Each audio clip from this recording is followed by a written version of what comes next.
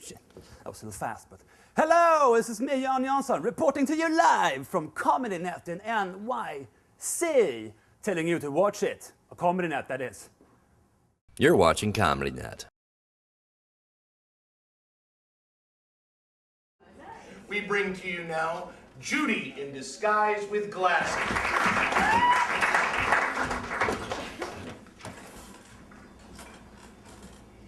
This morning on the radio, I heard this man died of an overdose of caffeine. He drank 100 cups of coffee in 4 hours and his heart exploded. So I thought I would try it. Think about it, it's the perfect way to kill yourself.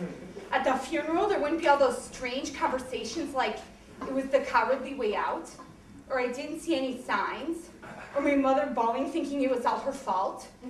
Even though it is, I wouldn't want her to think that for the rest of her life. So this would be perfect. People would say things like, she was so young and she will be missed, and I didn't even know she liked coffee. I felt great. It's like when you quit your job and you know it's your last day, so you don't even care anymore. I was on my 13th cup of my first hour, and I must have got a bit excited because I hit the stapler kind of hard, and all my morning surveys came tumbling down like an avalanche, knocking over my coffee and ruining all my morning's work. Everyone around me started clapping and hollering as if I had done something great. I said, I'm going to kill myself. But that seemed to make them laugh even harder. They weren't even listening, they were just basking in my failure.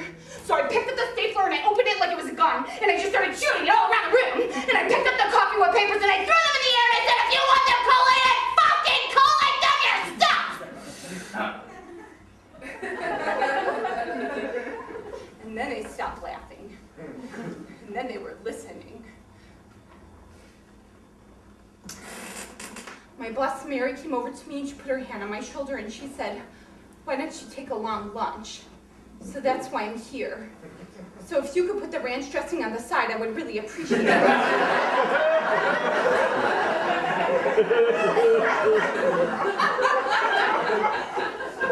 And another cup of coffee.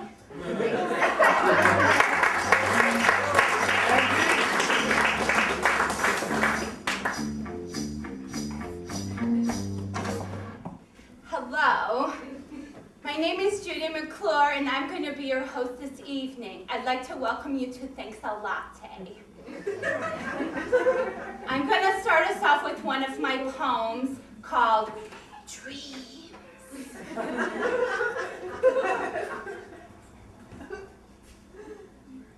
little babe cries in the dark night, and someone must die in the alleyway fight.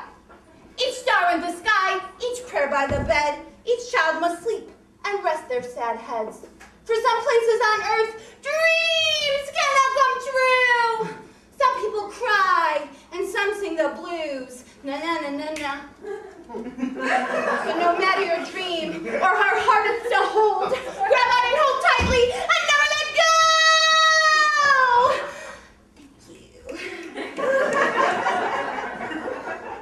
I see we have a hot house tonight, so I'm going to keep it rolling. I'll do another one of my pieces. This one is from a play that I'm writing with my roommate Eve. It's called Mine Talks Too.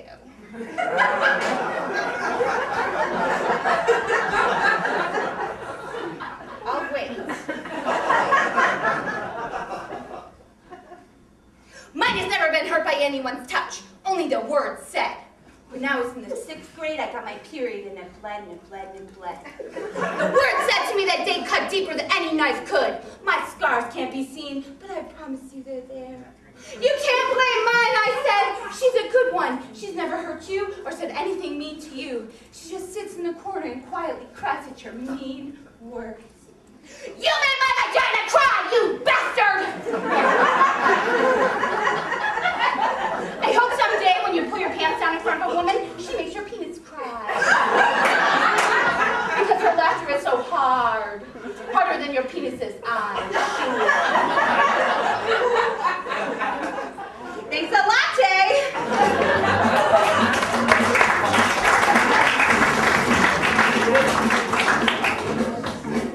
Good morning, children.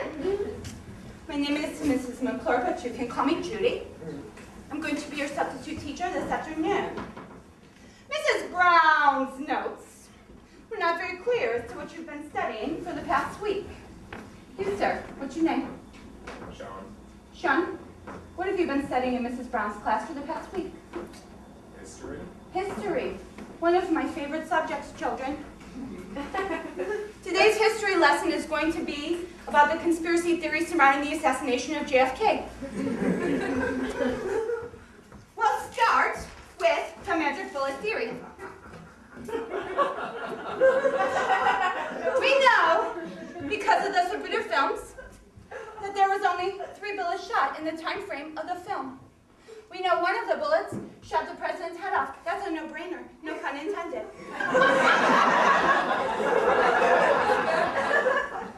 We know another bullet hit a cement overpass, fracturing it and hitting a guy in the eye. We know this because the guy told us. And the third bullet.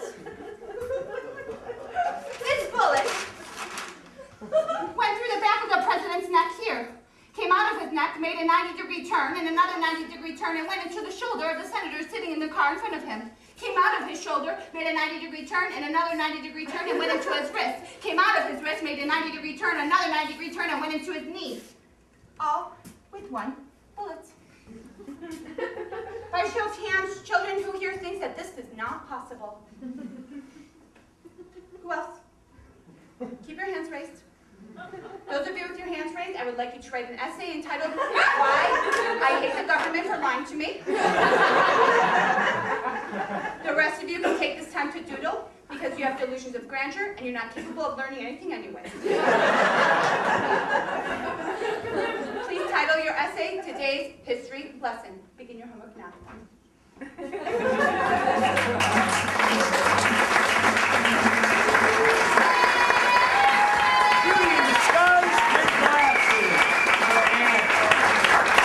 You're watching ComedyNet.